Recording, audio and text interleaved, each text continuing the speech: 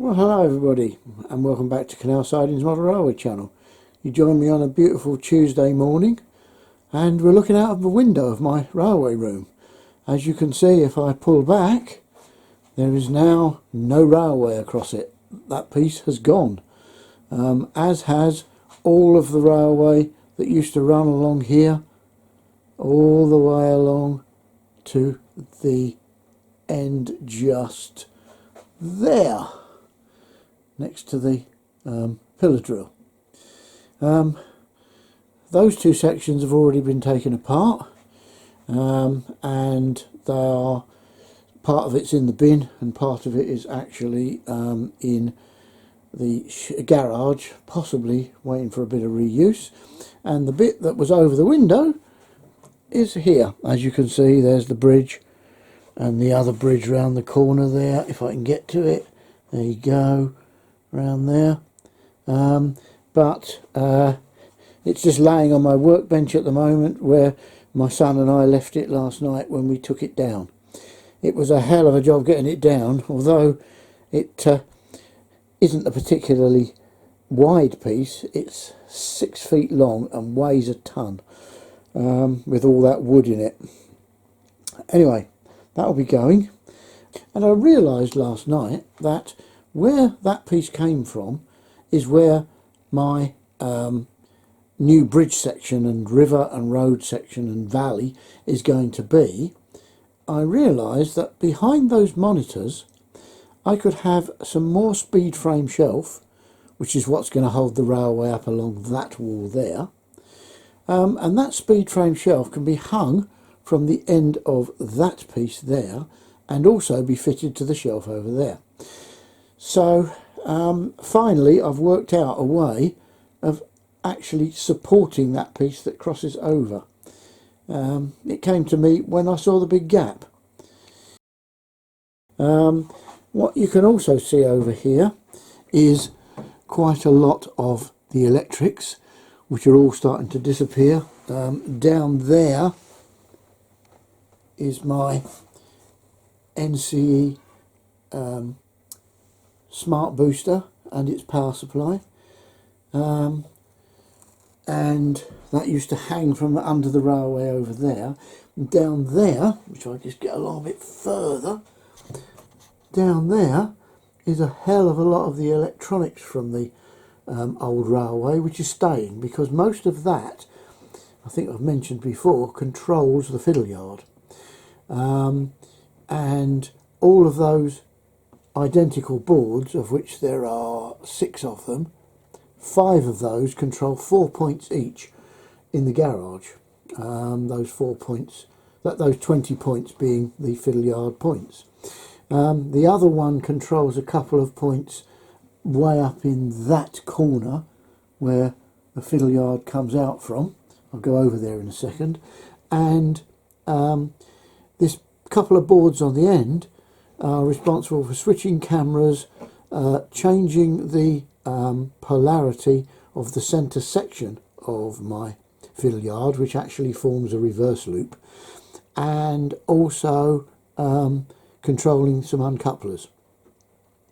And I think I said switching cameras. All those blue things switch the cameras. We have seen that before. If I just walk down here now, down on the floor down there is the old control panel, which I don't want to destroy yet. But up in this corner, the points that extra one controls are, I can't get to it. There's too much stuff in the way. But that right in the corner there, that's in the middle of the screen now, is one of the tunnel mouths into the garage. The other one is on the other side, just there. And that, oh, I just pashed my hand on something. That is the other tunnel mouth into the garage. So you've now seen how my railway actually connects together. What I'll do is I'll go into the garage and we'll have a look at that bit. So here we are in the garage, and this white thing all the way along here, all the way along, covered up by lots of bits and pieces, but it goes all the way to the end of the garage, right up to the door. That white thing with the number plates on it is the fiddle yard, and it's got a lid on it, and you don't see it very often because it's all piled up with stuff on top, as you can see, as garages often are. It's all my stuff, it's all model railway, apart from the fish food. And all of that stops me from getting inside it, but actually to get inside it you simply lift the lids off. All these lids here, and here is one of them, just lift off like that all the way through. But they overlap one another, so they have to be taken off in the right order. That box just there contains Canal Sidings itself, the model railway, and that just there with these lighting down it is the top section of Canal Sidings, which is the top cover and lighting. And below it, I'll back out again, you can see lots of bits of wood. The pieces on the left, on this side, are probably being kept as useful for the new layout. The pile next to it is all contaminated with bits of model railway and all sorts, and that will be going in the bin. The bin is actually full at the moment. It goes on Friday, and then it'll be coming back. Once it gets emptied, I shall fill that.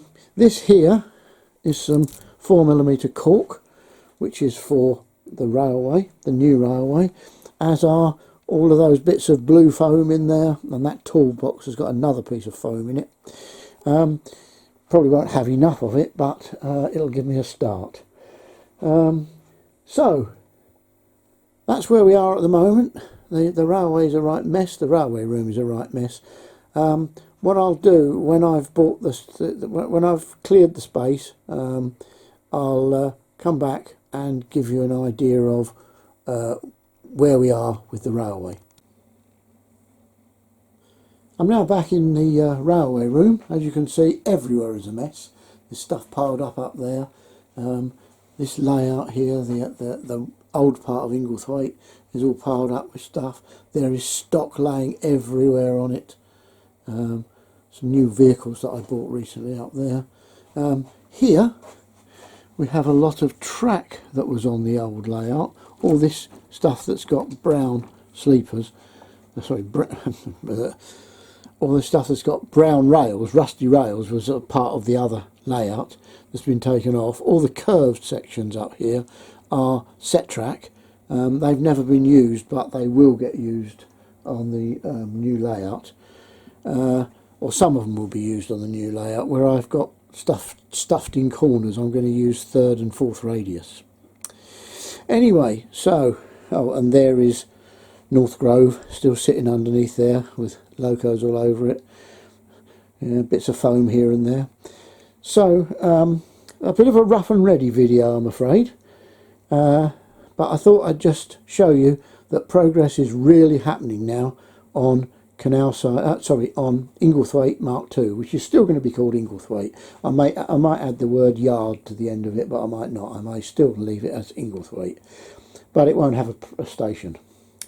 That is one thing that will be missing. It will be a model railway without a station. Stations have been done to death. I've done them to death personally, so I am going to just not have a station this time. Oh, the other thing you can see is that I've been, oops, nearly dropped the camera. I've been filling up shelves up there and fitting up shelves. That is a brand new shelf, that long one there, and the one above it is longer than it used to be. And those shelf brackets used to come all the way down, and the railway was actually sitting on those little brackets. There's one there, there's one there, there's one down there, and there's another one here. And that was all that was holding that railway up. Across the window there were some legs that went down onto the windowsill, and you can actually down in that corner see where one of the legs used to stand, by the dirt mark, the tide mark round it. But anyway, I'm not going to pursue. I'm not going to stretch this video out any longer. I only did it just to show you that there is a lot of progress happening, but there's not much of any interest.